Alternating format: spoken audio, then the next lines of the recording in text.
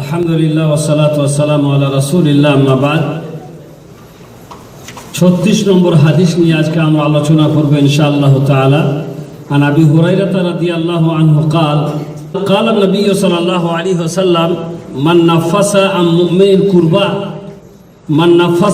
مؤمن كربة من كرب الدنيا نفس الله عنه كربة من كرب يوم القيامة ومن يسر على معسر يسر الله عليه في الدنيا والآخرة ومن ستر مسلما ستره الله في الدنيا والآخرة والله في عون العبد ما كان العبد في عون أخيه ومن سلك طريقا يلتمس فيه علما سهل الله به طريقا إلى الجنة وما اجتمع قوم في بيت من بيوت الله يتلون كتاب الله ويتدارسونه بينهم إلا نزلت عليهم السكينة وغشيتهم الرحمة وحفتهم الملائكة وذكرهم الله في من عنده ومن بطأ به عمله لم يسرع به نسبه رواه مسلم। এই হাদিসটা আলোচনা করার আগে গতকাল যে হাদিসগুলি পড়েছিলাম, যে হাদিসটি পড়েছিলাম সেই হাদিসে কয়েকটি নিষেধ বা কয়েকটি কথা রাসূল করিম সাল্লাল্লাহু আলাইহি ওয়াসাল্লাম আমাদেরকে শিখিয়েছেন বা কয়েকটি জিনিস থেকে আমাদেরকে নিষেধ করেছেন। হিংসা করা, বিদ্বেষ করা, শত্রুতা পোষণ করা, তারপরে বিনা কিনার নিয়তে জিনিসের মূল্য বৃদ্ধি করার জন্য দালালি করা, এসব জিনিস আল্লাহ রাসূল সাল্লাল্লাহু আলাইহি ওয়াসাল্লাম আমাদেরকে নিষেধ করেছেন আর কি। তো হিংসার কয়েকটি ক্ষতি উল্লেখ করা হয়েছে। হিংসার কয়েকটি ক্ষতি। প্রথম নম্বরে ক্ষতি যে হিংসা করলে আল্লাহ কর্তৃক নির্ধারিত ভাগ্যকে অপছন্দ করা হয়। মানে কেউ যদি কারো প্রতি হিংসা করে তার মানে আল্লাহ তাকে দিয়েছে, এটা আল্লাহর ব্যাপার। তা আমার হিংসা করার মানে হলো যে আল্লাহ কর্তৃক নির্ধারিত ভাগ্যকে আমি কি করলাম? অস্বীকার করলাম বা আমি অপছন্দ করলাম। যাকে আল্লাহ যা দিয়েছে আল্লাহর ব্যাপার, আমাকে কি করতে হবে? আমাকে মেনে নিতে হবে। তাই আমি যদি হিংসা করি তার মানে হচ্ছে যে আমি যেন আল্লাহর ফায়সালাকে মানতে সন্তুষ্ট না। তো এক নম্বরে হিংসার ক্ষতি হচ্ছে যে আল্লাহর ফায়সালাকে মানতে সন্তুষ্ট হয় না বা মানতে পারা যায় না। দুই নম্বর ক্ষতি, হিংসা করলে যার প্রতি হিংসা করা হয় তার সাথে শত্রুতা করা হয়। যার সাথে হিংসা করা হয় তার সাথে কি করা হয়? শত্রুতা করা হয়। আর দুই নম্বরে হিংসা করার কারণে সবসময় নিরাশায় ভুগতে হয়। মানে মন সবসময় খারাপ থাকে। হিংসুকের মন কোনো সময় ভালো থাকবে না, কোনো সময় শান্তি পাবে না, সব সময় অস্থিরতায় সে ভুগবে। কারণ তার মন সবসময় জ্বলছে, তার বুক সবসময় জ্বলছে। কার? ওপরের ভালো দেখার কারণে। ওপরের ভালো যারা দেখে হিংসা করে তারা কোনো সময় শান্তি পায় না এবং তাদের মনে কোনো সময় স্থিরতা আসে না। সব সময় তারা অস্থিরতায় ভোগে, চাঞ্চল্যকর অবস্থায় ভোগে আর সবসময় জ্বলতে থাকে আর কি। তো হিংসার কয়েকটি ক্ষতি বুঝতে পারা গেল। তারপরে আল্লাহ রাসূল সাল্লাল্লাহু আলাইহি ওয়াসাল্লাম নিষেধ করেছিলেন যে কারো বেচার ওপরে বেচা যাবে না, কেনার ওপরে কিনা যাবে না। বেচার ওপরে বেচাও যাবে না, কেনার ওপরে কিনাও যাবে না। কেউ কিনছে, আপনি ওপরে দাম বাড়িয়ে কিনতেও পারেন না। আর কেউ কোনো জিনিস কাউকে বিক্রি করছে, আপনি একথা বলতে পারেন যে ওরটা বাদ দিয়ে আমারটা কিনুন, তাও আপনি কি করতে পারেন না? বলতেও পারেন না। অনুরূপভাবে ওই হাদিসের মধ্যে আরেকটা টুকরা আছে, ওয়ালা ইয়াখতুব আলা খুতবাতে আখি। আর কারো প্রস্তাবের ওপরে প্রস্তাবও দেওয়া যাবে না। কারো প্রস্তাবের ওপর কি দেওয়া যাবে না? প্রস্তাবও দেওয়া যাবে না। মানে বিয়ের প্রস্তাব দেওয়া হচ্ছে কোথাও, কারো মেয়ের সাথে কোথাও প্রস্তাব চলছে, কথা চলছে, সেখানে আপনি গায়ে পড়ে কি করতে পারেন না? প্রস্তাব চালাতে পারেন না যে না আমার বেটার সাথে বিয়ে দেন, আমাদের বাড়িতে বিয়ে দেন, ওখানে বিয়ে দিয়েন না। কিংবা মেয়ের বাবা, কোনো একটা ছেলের প্রস্তাব চলছে, আলোচনা চলছে, মেয়ের বাবা গায়ে পড়ে গিয়ে বলল যে আমি একটা মোটরসাইকেল বেশি করে দিব, আমার মেয়ের সাথে কি দেন? বিয়ে দেন। তো কারো বেচার ওপরে বেচাও যেমন নিষেধ, তেমনি কারো প্রস্তাবের ওপরে প্রস্তাবও দেওয়া যাবে না। যেখানে প্রস্তাব চলছে সেখানে হওয়া আর না হওয়ার চূড়ান্ত ফাইসলা না হওয়া পর্যন্ত আপনি সেখানে আপনার বিয়ে বা আপনার বেটার বিয়ের প্রস্তাব দিতে পারেন না। হ্যাঁ, যদি আপনি প্রস্তাব দেবেন, কখন দেবেন? আগে আপনি খবর নেবেন, ভাই আপনার মেয়ের বিয়েটা হবার কথা শুনছিলাম অমুক জায়গাতে, বিয়েটা কি হলো? যদি বলে যে না, ও বিয়ে মানে আমাদের হয়নি, বনিবনাদ হয়নি, আমাদের মনোপুত হয়নি, আমাদের ওটা না হয়ে গেছে, আমরা অন্য জায়গায় আবার কোথাও দেখছি, এবার আপনার জন্য জায়েজ, আপনি বলতে পারেন তাহলে আমার এক ভাই আছে, আমার এক ছেলে আছে, আমার এক অমুক আছে, তমুক আছে, এবার আপনি কি দিতে পারেন? প্রস্তাব দিতে পারেন। কিন্তু যতক্ষণ পর্যন্ত কারোর সাথে বিয়ের প্রস্তাব চলবে, মেয়ের বাবাও গায়ে পড়ে গিয়ে প্রস্তাব দিতে পারবে না, আর ছেলের বাবাও বলতে পারে না যে আমার ছেলের সাথে বিয়ে দেন। এটাও শরীয়তে কি করা হয়েছে? নিষেধ করা হয়েছে। এই নিষেধগুলা কেন? এই সমস্ত জিনিসগুলা মেনে চলতে পারলে আমাদের সমাজে পারস্পরিক সম্পর্ক ভালো থাকবে, ভ্রাতৃত্ব বজায় থাকবে। তাই রাসূল করিম সাল্লাল্লাহু আলাইহি সাল্লাম এগুলি আমাদের জন্য কি করেছেন? নিষেধ করেছেন। হাদিসের শেষের মধ্যে ছিল কুল্লুল মুসলিমি আলাল মুসলিমি হারামুন দামুহু ওয়া মালুহু ওয়া ইরদুহু, প্রত্যেক মুসলিমের জন্য অন্য মুসলিমের রক্ত, তার মাল এবং তার মান সম্মানকে কি করা হয়েছে? হারাম করা হয়েছে। কিন্তু কোনো কোনো ক্ষেত্রে কারো কারো রক্ত কি করা যাবে? জায়েজ হবে। কোনো কোনো ক্ষেত্রে যদি সে কারো রক্ত প্রবাহিত করে, তাহলে কেসাসে যায়, তাকে কি করা যাবে? তাকে কেসাসে দায়ে হত্যা করা যাবে। কিন্তু অনুরূপভাবে কেউ যদি কারো প্রতি জুলুম, চরম অত্যাচার করে, তাহলে তার প্রতি প্রতিশোধ গ্রহণ করা যাবে। আল্লাহ রাব্বুল আলামিন কোরআনের মধ্যে বলছেন, ইন্নামাস সাবিলু আলাল্লাযীনা ইয়াযলিমুনা আন-নাস ওয়া ইয়াবগুনা ফিল আরদি বিগাইরিল হক। ইন্নামাস সাবিলু আলাল্লাযীনা ইয়াযলিমুনা আন-নাস ওয়া ইয়াবগুনা ফিল আরদি বিগাইরিল হক। তবে যারা অন্যায়ভাবে কারো প্রতি জুলুম করে, অন্যায়ভাবে কারো প্রতি জুলুম করে, তাদের ক্ষেত্রে এটা যে তাদের প্রতি প্রতিশোধমূলক ব্যবস্থা গ্রহণ করা যাবে। যারা অন্যায়ভাবে কারো প্রতি জুলুম করে, অত্যাচার করে, তাদের প্রতি প্রতিশোধমূলক ব্যবস্থা গ্রহণ করা যাবে।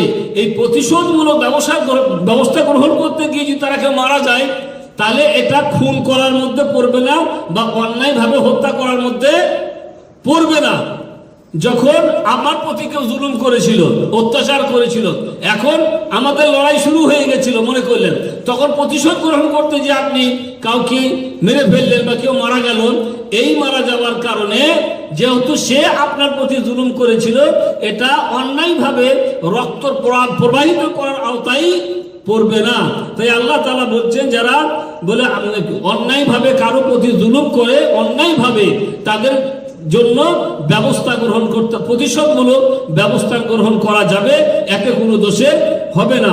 ওয়ালিমান ইনতাসারা, আরেকটা আয়াত আল্লাহ বলছেন, ওয়ালিমান ইনতাসারা বা'দা যুলমিহি ফাউলাইকা মা আলাইহিম মিন সাবিল। অনুরূপভাবে যারা কারো প্রতি জুলুম করে আর সেই জুলুমের কারণে প্রতিশোধ গ্রহণ করে, তাদের অবস্থা হচ্ছে এই যে তাদের বিরুদ্ধে কোনো ব্যবস্থা গ্রহণ করা যাবে না। মানে আপনি যদি জুলুমের শিকার হন, জুলুমের শিকার হওয়ার কারণে আপনি কিছু করেছেন, অতএব আপনার সাথে আর আপনার এই জুলুমের বা আপনার এই কাজের কোনো ব্যবস্থা গ্রহণ করা যাবে না, কারণ আপনি জুলুমের শিকার হয়েই এটা করেছেন। তো মোট কথা হচ্ছে, কালকের হাদিস থেকে যে জিনিসগুলো জানা গেছিল তার কয়েকটি কথা আজকে বলে দিলাম। এখন আজকের হাদিস, এই হাদিসটি বর্ণিত হয়েছে রাসূল করিম সাল্লাল্লাহু আলাইহি ওয়াসাল্লামের সাহাবী আবু হুরায়রা, প্রসিদ্ধ সাহাবী, তিনি এই হাদিস কি করেছেন? বর্ণনা করেছেন। আল্লাহ নবী বলছেন, মান নাফাসা আম মুমিনিন কুরবাতান মিন কুরাবিদ দুনিয়া নাফাসাল্লাহু আনহু কুরবাতান মিন কুরাবি ইয়াউমিল কিয়ামা। যারা কোনো মুমিন দুনিয়ার কোনো কষ্ট দূর করে দেয়, যারা কোনো মুমিন মুসলিম ভাইয়ের দুনিয়ার কোনো দুঃখ কষ্ট কি করে দেয়? দূর করে দেয়, মানে সহযোগিতা করে, তার দুঃখ দূর করার কাজে কি করে? সহযোগিতা করে, তার সমস্যা দূর করার কাজে কি করে? সহযোগিতা করে। তো যারা কোনো মুমিনের, মুসলিমের দুঃখ কষ্ট দূর করে দেওয়ার কাজে সহযোগিতা করে, দূর করে দেয়, আল্লাহ রাব্বুল আলামিন তার কিয়ামতের দিনের কষ্ট সংকটকে আল্লাহ কি করবেন? দূর করে দিবেন। কিয়ামতের দিনের যে মহা সংকট, মহা বিপদ, মহা সমস্যা, সেই দিলকার সমস্যা, সংকট, বিপদকে আল্লাহ তাআলা তার থেকে দূর করে দিবেন, যারা দুনিয়াতে তার কোনো মুসলিম ভাইয়ের কষ্ট কি করবে? দূর করে দেবে। ওয়ামাই ইয়াসসারা আলা মু'সিরিন ইয়াসসারাল্লাহু আলাইহি ফিদ দুনিয়া ওয়াল আখিরাহ। আর যে কোনো অপারগকে সহযোগিতা করবে, অপারগ ঋণ পরিশোধ করতে পারছে না, অপারগ মৌসের সে চরম সমস্যায় পড়ে গেছে, এরকম ঋণ পরিশোধ করতে অপারগ ব্যক্তিকে যদি কেউ সহজ করে দেয়, মানে সহজ করে দু ধরনের হচ্ছে। এক হচ্ছে তাকে আপনি টাকা দিয়ে তার ঋণটা পরিশোধ করতে বলবেন। আপনি বলবেন ভাই আমি টাকা দিচ্ছি, আপনি কি করেন, আপনি ঋণ পরিশোধ করেন। আপনি টাকা দিয়ে তাকে তার ঋণ পরিশোধ করতে দেবেন, তার ঋণ থেকে তাকে মুক্ত করবেন। কিংবা ঋণ আপনারই ছিল, আপনি বলবেন ঠিক আছে আপনি দিতে পারছেন না, অসুবিধা নাই, আমি মাফ করে দিলাম, যান অসুবিধা নেই, আপনাকে আর শোধ করতে হবে না। কিছু মানুষ কোনো সময় মানুষের কাছে ঋণ নেয়, কিন্তু এমন সমস্যায় পড়ে যে আর ঋণ শোধ করতে পারে না। এরকম মানুষ কিন্তু তাদের কিন্তু মান সম্মানও আছে, তারা এ কথাও আপনাকে বলতে পারবে না বা পারছে না যে আমি দিতে পারবো না। যারা বদমাস তারা তো বলেই দিবে, যারা বদমাস তাদের কাছে একদিন যাবেন, তারপর একটা ওয়াদা দিবে, তার সেই দিনে যাবেন, আবার একটা ওয়াদা দিবে, তারপরে যাবেন, আবার একটা ওয়াদা যদি করা কথা বলেন তা ওই তো আবার বলবে এ মেয়ে বেশি করা কথা কর না, যান কি করবেন করেন, আমি দিব না, তো এটা তো ওরা করে দিব, ওদের তো সমস্যা নেই, বুঝতে পারলেন, ওদের সমস্যা নাই। যারা মোটামুটি শক্তিওয়ালা জোর আছে গায়ে, তারা তো জোর করে বলে দিবেন যার বেশি কথা বলেন না, আমি দিতে পারবো না, যার কি করবেন করেন গা। কিন্তু কথা হচ্ছে কাদের যাদের মান সম্মান আছে এবং যারা আল্লাহকেও ভয় করে, তারা জানে ঋণ পরিশোধ না করা চরম অপরাধ, ঋণ বিরাট জিনিস। রাসূল করিম সাল্লাল্লাহু আলাইহি সাল্লাম এমন মানুষের জানাজাও পড়তেন না যারা ঋণ পরিশোধ করতো না। আল্লাহ রাসূল সাল্লাল্লাহু আলাইহি সাল্লাম জানাজা পড়ার সময় জিজ্ঞাসা করতেন যে এর কি কোথাও ঋণ ছিল, যদি বলা হতো ঋণ ছিল, ঋণ পরিশোধ করেনি বা পরিশোধ করার কাজে গরিমসি করেছে, উদাসীনতা প্রদর্শন করেছেন, তখন আল্লাহ নবী বলতেন তোমরা নামাজ পড়ে নাও, আমি পড়বো না, আমি গেলাম গা। আল্লাহ নবী তার জানাজা পড়তেন না। পক্ষান্তরে যদি এমন মানুষ হতো যে ঋণ পরিশোধ করতে প্রচেষ্টা নিয়েছিল, আল্লাহ নবীকে বলা হতো যে ঋণ করেছিল এবং ঋণ পরিশোধ করার কাজে কি করেছে, প্রচেষ্টা করেছে, তখন আল্লাহ নবী বলতেন যে ভাই এর কাছে যে টাকাটা তুমি পাবে বা যে পাবে আমার কাছ থেকে নিয়ে নিও, আমি ওর টাকা কি করব, আমি দিয়ে দিব। রাসূল করিম সাল্লাল্লাহু আলাইহি সাল্লাম তার দেওয়ার ব্যবস্থা করতেন। তো যে প্রচেষ্টা করে তার ব্যাপার আলাদা, আর যে মোটেই প্রচেষ্টা করে না তাদের জন্য রাখা দরকার যে ঋণ করে মারা গেলে এটা আল্লাহ কি করবেন না, এটা আল্লাহ মাফ করবেন না। তাই যার কাছে ঋণ করা হয়ে আছে তার কাছে আপনাকে একান্তই যদি পরিশোধ করতে না পারেন তাহলে আপনাকে দুনিয়াতেই মীমাংসা করে নিতে হবে, ভাই আপনি মেহরবানি করে আমাকে মাফ করে দিন, আমি প্রচেষ্টা করছি অনেক কিছু কিন্তু এখনো পর্যন্ত আমি পারছি না। তাই যদি একান্তই না পারি আর এই অবস্থায় যদি মারা যায়, তাই মেহরবানি করে আপনি আমাকে কি করে দিয়েন, আমাকে মাফ করে দিয়েন, কিন্তু আমি চেষ্টাই করে যাচ্ছি, আমি অবশ্যই আপনার ঋণ কি করব, আপনার ঋণ শোধ করব। তো এরকম লোক যারা প্রচেষ্টায় আছে তাদেরকে আপনি সহযোগিতা করবেন, হয় টাকা দিয়ে যে যারা আমি দিচ্ছি টাকা আপনি পরিশোধ করে দেন না, কিংবা ঋণটা আপনারই ছিল, আপনি বলবেন ভাই আপনি চিন্তা করেন না, আপনি পারছেন না, ঠিক আছে আপনাকে ঋণ দিতে হবে না। এটার নাম হচ্ছে যদি কেউ অপারগ ব্যক্তিকে ঋণ পরিশোধ করার কাজে সহযোগিতা করে, ইয়াসসারাল্লাহু আলাইহি ফিদ দুনিয়া ওয়াল আখিরা, আল্লাহ রাব্বুল আলামিন তার দুনিয়ার কাজ, তার আখিরাতের কাজ, দুনিয়ার ব্যাপার, আখিরাতের ব্যাপার, সব ব্যাপারকে আল্লাহ কি করবেন, সমস্ত ব্যাপারকে আল্লাহ তার জন্য কি করে দিবেন, সহজ করে দিবেন। যদি কেউ তার ঋণ পরিশোধ করার কাজে অপারগ ব্যক্তিকে কি করে, সহযোগিতা করে এবং তার কাজটাকে সহজ করে দেয়। ওয়ামান সাতারা মুসলিমান সাতারাহুল্লাহ ফিদ দুনিয়া ওয়াল আখিরা, আর যে ব্যক্তি তার কোনো মুসলিম ভাইয়ের দোষকে গোপন করে আল্লাহ রাব্বুল আলামিন কিয়ামতের দিনে তার দোষকে কি করবেন, গোপন করবেন। সাতারাহুল্লাহ ফিদ দুনিয়া ওয়াল আখিরা, আল্লাহ তার দোষকে দুনিয়াতেও গোপন করবেন আর আখিরাতেও গোপন করবেন। মানে কোনো ভাই কোনো অন্যায় কাজ করে ফেলেছে, যে করে বেড়ায় তাদের কথা আলাদা, আর কেউ করে ফেলেছে, আপনি তাকে লাঞ্ছিত করার জন্য, তাকে অপমানিত করার জন্য তার এই কাজটা মানুষের কাছে বলে বেড়াবেন না।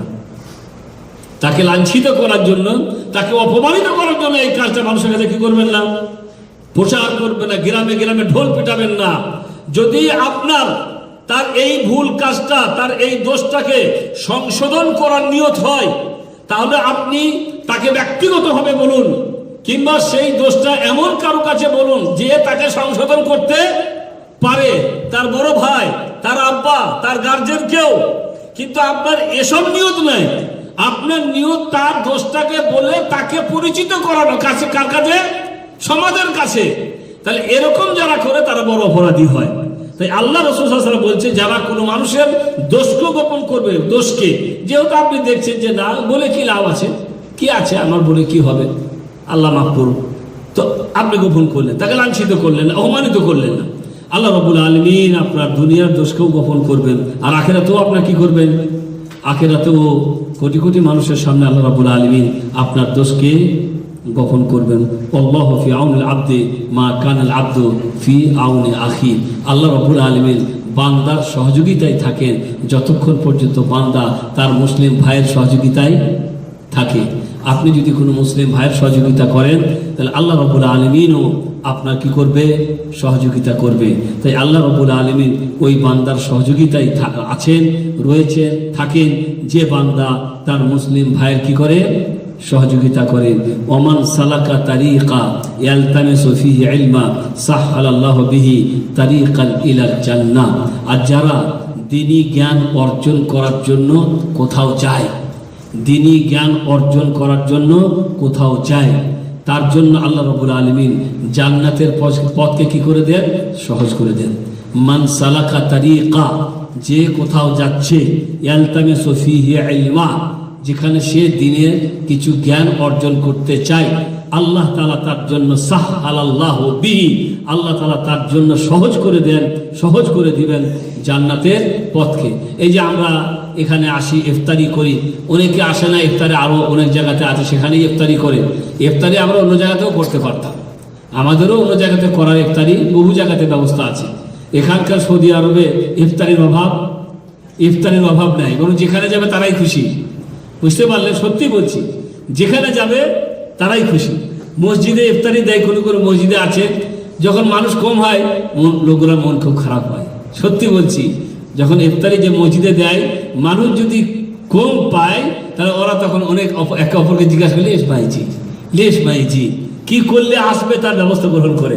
মানুষ কমে গেলেই ওদের মন খারাপ হয়, আর যখন মানুষ প্রতিদিন মানুষ বাড়ছে, আরো মন ওদের খুশি হচ্ছে, ওরা সামান বাড়াবে, আবার সামান বাড়াবে। একাধ দিন হয়তো ঘটে যাবে, হঠাৎ করে মানুষ বেশি হয়ে গেছে, একাধ দিন ঘটে যাবে, কিন্তু যত মানুষ বাড়ে তত তাদের কি হয়? তাদের খুশি হয়। তো এখানে ইফতারির অভাব নেই। যে কোনো জায়গাতে আপনি আল্লাহ রহমতে ইফতারি করতে পারবেন। ইফতারির জন্য কেউ জালিয়াতে আসে না। কিছু মানুষ, আমরা যারা এখানে আসছি, শুধু ইফতারি করতে আসিনি, আমরা ইফতারি করে কিছু আলোচনা শুনবো, ইফতারি করে কিছু আলোচনা। এটা হচ্ছে দ্বীনের জ্ঞান অর্জন করার কথা। এই দ্বীনের জ্ঞান অর্জন করার জন্য আমরা আসছি। আমাদের এই আসার কারণে আল্লাহ রাব্বুল আলামিন জান্নাতের পথকে কি করে দিবেন? সহজ করে দিবেন। আর আমরা মনে করি যে আমাদের জানলেও হয়, না জানলেও হয়। তাই একটা কথা আমাদের মাথায় রাখা দরকার, পরিবেশ ছিল না তাই আমরা জানতে পারিনি, মনে করলেন। কিন্তু আমাদের নিয়ম কি হওয়া উচিত ছিল মুসলিম হিসাবে? যে আগে আমরা দ্বীন শিখব, আগে আমরা দ্বীন, নামাজের বিধান, রোজার বিধান, হজের বিধান, যাকাতের বিধান, কোরআনের তাফসীর, কোরআন, এসব শিখবো আগে আমরা মুসলিম হিসাবে। আর এই হবে আমাদের সিলেবাস। যেমন সৌদি আরবে আগে আলিফ, তারপরে বা, তারপরে তা শুরু হয় তাদের জীবন। প্রাইমারিতে আলিফ আর বা শুরু হয়ে গেল, নিয়ে 2 বছর, 4 বছর, 5 বছর, 6 বছর চললো, কোরআন শেখা হলো। তারপরে যাবে মুতাওয়াসসিতাতে, হাই স্কুলে যাবে, সেখানে কোরআনের সাথে এবারে ভূগোল, তারপরে বিজ্ঞান, তারপরে অঙ্ক, তারপরে ইংরেজি, সব যুক্ত হলে এবারে আস্তে আস্তে করে যুক্ত হয়ে গেছে। যুক্ত হয়ে হয়ে হয়ে হয়ে শেষ পর্যন্ত কলেজ যাওয়ার আগে পর্যন্ত একটা ছেলে আরবি জানলো, তারপরে তাফসীরও পড়লো, ফিকহও পড়লো, হাদিসও পড়লো, নামাজ সম্পূর্ণ জেনে গেল। নামাজের তরিকা বাকায়দা শিক্ষা দেওয়া হয়। এই যে ছেলেটা পড়ে, ওকে তরিকা শিক্ষা দেওয়া হয় মাদ্রাসার মধ্যে কি করে নামাজ পড়তে হয়। আমাদের ছেলেটা এখানে সবাই পড়েছে, বুঝতে পারলেন? হাই স্কুল শেষ হয়ে গেছে, আগামীতে জামিয়াতে যাবে ইনশাআল্লাহ তাআলা। এখন ওরা যদি আর না পড়ে, তাহলে আমাদের দেশে যারা বড় বড় মুলবি আছে, ওরা যেতে পারবে না। মানে এত আল্লাহ দিলে এরা মানে সানিবিয়া পর্যন্ত এখানে যে জ্ঞানটা দেওয়া হয় অনেক জ্ঞান আর কি, অনেক জ্ঞান আর কি। তো এই হচ্ছে সিলেবাস, আর এটাই হওয়া উচিত ছিল প্রত্যেক মুসলিম দেশে। কিন্তু হতভাগা আমরা যে আমাদের তা হয়নি। পাশ্চাত্যের আইন, পাশ্চাত্যের গণতন্ত্র আমাদের উপরে চাপিয়ে দেওয়ার কারণে আমাদের সব কিছু কি হয়ে গেছে, পরিবর্তন হয়ে গেছে। এমনকি সিলেবাস থেকে এমন সব কিছুকে বাদ দেওয়া হচ্ছে যেখানে সামান্য থেকে সামান্য পরিমাণও কোনো জিহাদের কথা আছে, তা কি করা হবে, বাদ দেওয়া হবে। মানে বিশেষ করে যেগুলো ইসলামিক মানে ইউনিভার্সিটি আছে তাতেও পর্যন্ত এরকম সিলেবাস দেওয়া হচ্ছে না, বা কোরআনের তাফসীর পড়ানো হচ্ছে না যেখানে ইসলামের কিছু কথা বলা হয়েছে। তো মোট কথা পরিবেশ পাইনি, তাই আমরা জানতে পারিনি। এখন যদি একটুকু সুযোগ পাই, সেই সুযোগটা আমাদের গ্রহণ করা কি উচিত। কারণ তালাবুল ইলমি ফারিদাতুন আলা কুল্লি মুসলিম, আল্লাহ রাসূল বলছেন ইলম তলব করা, দ্বীনের জ্ঞান অর্জন করা, এটা সুন্নত নয়, এটা ফরজ। দ্বীনের জ্ঞান অর্জন করা প্রত্যেক মুসলিমের উপরে কি ফরজ। অতএব আমরা পরিবেশে ওই সিলেবাস ছিল না, পড়তে পারিনি, আমরা অন্য লাইনে পড়ে পড়ে চলে এসেছি। এখন আমরা অনেকে নামাজই জানি না, হজের তরিকায় জানি না, আর অনেক বিধিবিধান জানি না। এখন যতটুকু সুযোগ পাবো জানতে কি করব, চেষ্টা করব। বাংলা বই পুস্তক যারা পড়তে জানি, বই পুস্তকের মাধ্যমে জানতে কি করব, চেষ্টা করব। হোয়াটসঅ্যাপ ব্যবহার করছি, হোয়াটসঅ্যাপের মাধ্যমে আল্লাহ রহমতে আজকে বাড়িতে বসে বসে মেয়েরা, হাজার হাজার মেয়েরা আজকে বাড়িতে বসে বসে আজকে দিনের কথা শিখছে, জানছে, আর জানতে কি করছে, জানতে চেষ্টা করছে। অনেক গ্রুপ আজকে আমার মোবাইলের মধ্যে, অনেক গ্রুপ, মহিলা গ্রুপ, যারা প্রশ্ন কত আমি প্রতিদিন উত্তর দিয়ে শেষ করতে পারি না। আর রমজান মাসে তো মোটেই পারি না, রমজান মাসে মুঠেই পারি না। আর রমজান মাসে খুব বেশি একটা গ্রুপে ঢুকি আর একটু করে উত্তর দিতে পারি, মানে সময় হয় না আর কি। তো আজকে আল্লাহ এগুলো মাধ্যম বানিয়ে দিয়েছে যে হোয়াটসঅ্যাপের মাধ্যমে দিনের জ্ঞান অর্জন করা যাচ্ছে। নেটের মাধ্যমে আপনার প্রতিটি জিনিস শুধু ব্যবহার করা শিখতে হবে, শুধু ব্যবহার করা শিখতে হবে। তাই বলছি আপনারাও চেষ্টা করুন যে আমরা শিখবো, চেষ্টা করুন যে আমরা শিখবো। এই শিক্ষাটা আমাদের জন্য জরুরি, শিক্ষাটা কি জরুরি। আমাদের বর্তমানে এই যে আলোচনাগুলো হচ্ছে, আমাদের যে আলোচনাগুলো, এগুলা আপনারা কিন্তু সবকিছু নেটে দেওয়া হচ্ছে, সবকিছু নেটে দেওয়া হচ্ছে। ইউটিউবে আপনার মানে জেড দাওয়া, আমাদের ওয়েবসাইট হচ্ছে জেড দাওয়া, জেড দাওয়াতে ঢুকবেন, ইনশাআল্লাহ তাআলা আমার এই সব আলোচনা আপনারা এখানে কি করতে পারবেন, দেখতে পারবেন, শুনতে পারবেন। জেড দাওয়া, জেড দাওয়ার মধ্যে ঢুকবেন ইউটিউবে, ইনশাআল্লাহ আমাদের প্রোগ্রামগুলো সব পেয়ে যাবেন। কারণ এখন আমাদের মোদির ব্যবস্থা সব থেকে বেশি, যে কোনো কথা, যে কোনো আলোচনা হবে সম্পূর্ণ নেটে দেওয়া হোক, এবং তা অন্যরাও কি করুক, অন্যরাও জানুক। তো মোট কথা হচ্ছে জানার মাধ্যমে আল্লাহ বানিয়ে দিয়েছেন, আমাদেরকে শুধু গ্রহণ করতে হবে। আমাদের কি করতে হবে, গ্রহণ করতে হবে। জালিয়াতে এসে আমরা কিছু শিখছি, আবার হোয়াটসঅ্যাপের মাধ্যমে শিখবো, পিস টিভির মাধ্যমে শিখছি, এসব মাধ্যম দিয়েছে, আমাদের শুধু গ্রহণ করা দরকার। তাই আল্লাহ তাআলা বলছেন, আল্লাহ রাসূল বলছেন, যারা দ্বীনি জ্ঞান অর্জন করতে যায় আল্লাহ তাআলা তাদের জন্য জান্নাতের রাস্তা কি করে দেন, সহজ করে দেন। ওয়ামাস্তামাআ কওমুন ফি বাইতিন মিন বুয়ুতিল্লাহ ইয়াতলুনা কিতাবাল্লাহ ওয়া ইয়াতাদারাসুনাহু বাইনাহুম ইল্লা নাযালাত আলাইহিমুস সাকিনা। আর বলছেন, যখন কোনো জাতি, কোনো সম্প্রদায় আল্লাহর কোনো একটি ঘরে একত্রিত হয় আল্লাহর কিতাব পাঠ করার জন্য এবং আপোষে অধ্যয়ন করার জন্য, এখানে আমরা এসে কিছু আপোষে পড়ছি, কিছু অধ্যয়ন করছি, আমি কিছু বলছেন, আপনারা কিছু শুনছেন, এই যে আমাদের একত্রিত এখানে, এটাও জিকিরের মজলিস। কিসের মজলিস? জিকিরের মজলিস। আল্লাহ রাসূল বলছেন, যখন কোনো সম্প্রদায় আল্লাহর কোনো ঘরে, কোনো জায়গাতে একত্রিত হয় আল্লাহর কিতাব পাঠ করার জন্য এবং আপোষে কিছু অধ্যয়ন করার জন্য, ইল্লা, তখন নাযালাত আলাইহিমুস সাকিনা, আল্লাহর পক্ষ থেকে তাদের উপরে শান্তি বর্ষণ হয়। ওয়া গাশিয়াতুহুমুর রাহমা, আর রহমত তাদেরকে ছেয়ে রাখে। রহমত আল্লাহ থেকে, রহমত আল্লাহ কর্তৃক রহমত তাদেরকে ছেয়ে রাখে। ওয়া হাফাতহুমুল মালায়েকা, আর ফেরেশতারা ওদেরকে ঘিরে রাখে। এই যে মজলিস, এটাও জিকিরের মজলিস। এখানে আল্লাহর রহমত নাজিল হচ্ছে, আল্লাহ কর্তৃক শান্তি নাজিল হচ্ছে, আর ফেরেশতারা এই মজলিসটাকে ঘিরে রেখেছেন। ওয়া যাকারাহুমুল্লাহ ফীমান ইনদাহু, আর আল্লাহ ওদের কথা স্মরণ, জিকির করেন, ওদের কথা আলোচনা করেন তাদেরকে নিয়ে যারা আল্লাহর কাছে আছেন। আল্লাহর কাছে কারা আছেন? ফেরেশতারা। আল্লাহ এদের, এই যে আমরা এখানে এসে বসে আছি, এখন আল্লাহ বলছে এরা এখানে কি করতে বসছে? এখানে কি সোনার মেডেল পাওয়া যাবে নাকি আগে লাস্টের প্রোগ্রামে প্রতিদিন একটা করে সোনা দেওয়া হয়, সেই লোকে সব বসে আছে? কিছুই না। এখানে দুটি দিনের কথা শোনার জন্য কি করে আছি? বসে আছি। আল্লাহ এখন ফেরেশতাদেরকে নিয়ে আলোচনা করছেন যে এরা এখানে সবাই কিসের জন্য বসে আছে? বলে দিনের কথার জন্য, শোনার জন্য বসে আছে। আর একটা হাদিসের মধ্যে আছে আল্লাহ ওদেরকে বলেন যে এরা কি করছে? বলে এরা আপোষে দিনই কথা আলোচনা করছে।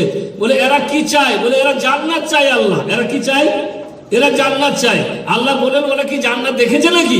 বলে না, ওরা জান্নাত তো দেখেনি। বলে জান্নাত না দেখে চায়, শুনে চাইছে শুধু, মানে শুনেছে যে জান্নাত এরকম, জান্নাত ওরকম, জান্নাতের সুখ এরকম, এই শুনে ওরা চাইছে। আচ্ছা তোমরা বলো, যদি ওরা জান্নাত দেখতো তাহলে কি অবস্থা হতো?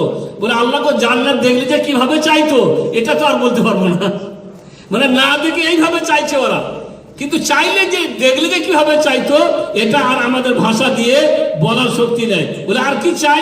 বলে জাহান্নাম থেকে মুক্তি চাই। বলে ওরা কি জাহান্নাম দেখেছে? জাহান্নামের ভয়াবহতা, জাহান্নামের কঠিনতা, জাহান্নাম কত কষ্টের জায়গা, এটা তো শুধু শুনেছে ওরা। ওরা কি কোনোদিন চোখে দেখেছে? বলে না। বলে আচ্ছা বলো, যদি দেখতো জাহান্নাম, যদি দেখতো জাহান্নাম, জাহান্নাম সত্যি যদি দেখতো তাহলে কি হতো আল্লাহ জানেন। একটা হাদিসে আল্লাহ রসুল বলছেন, দুনিয়ার একটা চরম সুখী মানুষকে, চরম সুখী জীবনে দুঃখ বলে কিছু সে জানতো না। সুখ আর সুখ, সারাটা জীবন সুখ ভোগ করে দুনিয়া থেকে গেছে, এরকম একটা মানুষকে জাহান্নামে একবার ডুবিয়ে তুলে নেওয়া হবে, মানে ফেলেই তুলে নেওয়া হবে। তারপরে তাকে জিজ্ঞাসা করা হবে দুনিয়াতে কেমন ছিলে গো? তার সঙ্গে সঙ্গে বলবে যে সুখ কি জিনিস আমি জীবনে দেখি নাই। সুখ কাকে বলে জীবনে? অথচ চরম সুখী মানুষ, জীবনে কোনোদিন দুঃখ সে দেখেনি। জাহান্নামে একবার স্পর্শ করিয়ে তাকে তুলে নেওয়া হবে, আর দুনিয়ার সব সুখ ভুলে যাবে। পক্ষান্তরে একটা মানুষকে জান্নাতে ওইভাবে একটুকু জান্নাতের মানে একটুকু স্পর্শ দিয়েই তাকে তুলে নেওয়া হবে। চরম দুঃখী মানুষ, জীবনে সুখ পায়নি, দুঃখ দুঃখ দুঃখ, সব সারা জীবন ভর শুধু দুঃখ ভোগ করে গেছে, এরকম লোকটাকে সামান্য স্পর্শ দেওয়া হবে জান্নাতের। তারপরে জিজ্ঞাসা করা হবে দুনিয়াতে কেমন ছিলে গো? তো বলবে কষ্ট কাকে বলে আমি দুনিয়াতে কোনোদিন দেখিনি, কষ্ট কাকে বলে কোনোদিন আমি দুনিয়াতে পাইনি। সামান্য একটু স্পর্শে দুনিয়ার সমস্ত দুঃখ কষ্ট ভুলে যাবে। তো জাহান্নাম হচ্ছে এরকম, আর জান্নাত হচ্ছে এরকম। তা আল্লাহ বলবেন ওরা তো জান্নাত না দেখে জান্নাত চাইছে, জাহান্নাম না দেখে জাহান্নাম চাইছে। আচ্ছা ফেরেশতারা তোমরা সাক্ষী থেকো, আমি এদের সবাইকে মাফ করে দিলাম, সবাইকে মাফ করে দিলাম। তখন ফেরেশতারা বলে আল্লাহ গো, এদের মধ্যে দু একটা লোক এমন আছে, ওর এখানে বসার উদ্দেশ্য ছিল না, ওইদিকে যাচ্ছিল, তা কাকে একজন মানে খোঁজ করার জন্য আসছিল আর কি, মানে ডাকতে আসছে আর কি। তো ও আর কিন্তু বসার ইচ্ছা নাই, ওই লোকটা খোঁজে আসছে, তাই দেখছে লোকজন বসে, ও বসে গেছে, ওর কি হবে? তখন আল্লাহ তাআলা বলবেন যে ওরা এমন এক সম্প্রদায় যাদের সাথী সঙ্গে কেউ বঞ্চিত করা হবে না। মানে যেহেতু সাথী তার ওখানে বসেছে শুনেছে, তাকেও মাফ করে দেওয়া হবে। মোট কথা হচ্ছে যে আল্লাহ রাব্বুল আলামিনের জিকিরের মজলিস যেগুলো হয়, এই মজলিসগুলোতে আমরা বেশি কিছু বুঝি বা না বুঝি। অনেকে আছে হয়তো সব কথা বুঝতে পারছি না, সব কথা ধরে রাখতে পারছি না, হুজুর তো অনেক কিছুই বলছে, সব তার মনে থাকছে না। জি না, সব কথা মনে থাকার না, কিন্তু অনেক বিধিবাধার মাথায় থাকে। আপনাকে যখন জিজ্ঞাসা করবো আজকে একটু পরে আজকে কি আলোচনা করলাম গো, আপনি বলতে পারবেন না, কিন্তু জানেন কখন বলতে পারবেন? কালকে বাদ পরশু যখন আপনার কোনো কথা আসবে, চট করে তার মাথায় লাগবে হুজুরের কাছে শুনছি এটা জায়েজ নয়, হুজুরের কাছে শুনছি এটা কি নয়, এটা জায়েজ নয়, আমরা শুনছি জায়েজ নয়। তা আসলে ওই সময়টা আপনার মাথায় লাগবে যে আমি হুজুরের কাছে এটা শুনছি, এটা করা যায় না। হাদিসটা সম্পূর্ণ আপনার মনে থাকবে, কখনোই তা সম্ভব নয়, কখনোই তা কি নয়। কিন্তু আলোচনা শুনতে শুনতে আকীদা শুনতে আপনার শিরিক জানা হয়ে যাবে, বিদআত জানা হয়ে যাবে, কাকে বিদআত বলে কাকে শিরিক বলে, কোনটা করা যায় কোনটা করা যায় না, এগুলো আমাদের মোটামুটি জিনিসগুলো জীবন চলার জন্য যেগুলো দরকার সেগুলো আমাদের কি হয়ে যায়, শিখা হয়ে যায়। তো মোট কথা হচ্ছে বসলেই কিছু না কিছু উপকার পাওয়া যায়, আসলেই না কিছু পাওয়া যায়। তো আল্লাহ রাব্বুল আলামিন আমাদের এই মজলিসকে নিয়ে তাদের সাথে আলোচনা করেন, যারা আল্লাহর কাছে থাকেন তারা হচ্ছেন ফেরেশতা। ওমান বাত্তা বিহি আমলুহু লাম ইউসরে বিহি নাসাবুহু। আর যার আমল পশ্চাৎগামী করেছে, মানে নেকির কাজ যে করে না, আমল যে করে না, তার বংশ পরিচয় তাকে কোনোদিন অগ্রগামী করতে পারবে না।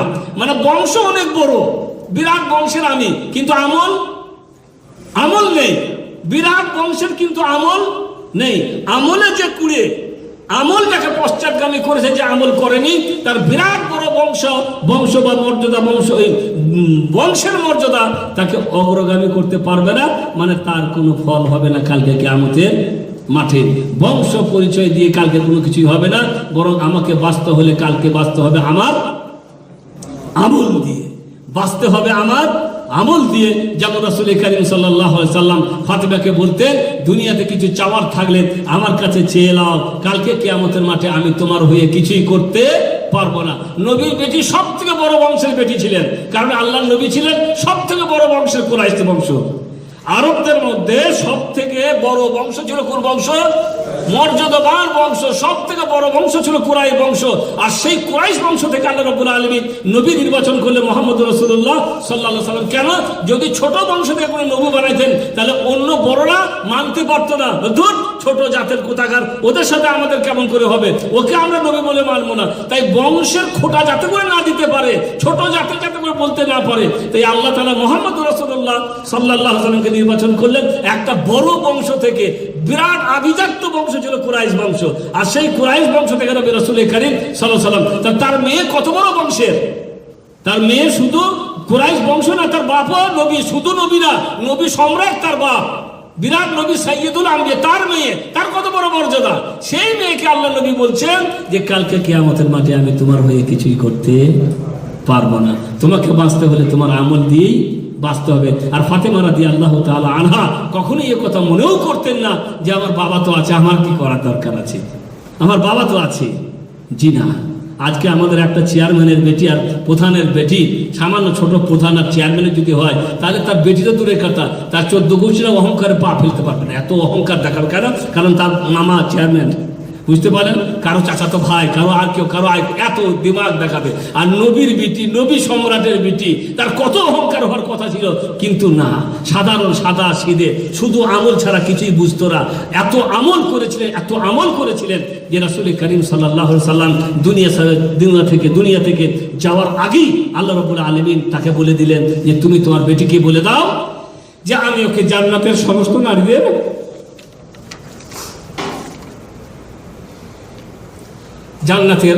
সমস্ত নারীদের সর্দারিনী বানিয়ে দিয়েছি। কাকে? তোমার বেটিকে। তোমার নবী হওয়ার কারণে নয়, তার আমলের কারণ, এত আমল। তো ভাইরা, আমার কথা হচ্ছে, আল্লাহ রাসূল বলতে চাইছে বংশ পরিচয় কালকে কোনো কাজে আসবে না। আমল ছাড়া কালকে আমরা কোনো কিছুই আমাদের কাজে আসবে না, আমলই শুধু আমাদের কাজে আসবে। তাই একটা কথা রাসূল করিম সাল্লাল্লাহু আলাইহি ওয়াসাল্লাম মাথায় মনে রাখতে হবে যে কালকে কিয়ামতের মাঠে কোনো মানুষ কারো হয়ে কিছু করতে পারবে না। সবাইকে বাঁচতে হলে নিজের আমল দিয়েই বাঁচতে হবে। ওয়া সাল্লাল্লাহু আলা নবিয়িনা মুহাম্মদ ওয়া আলা আলিহি ওয়া সাহবিহি আজমাইন।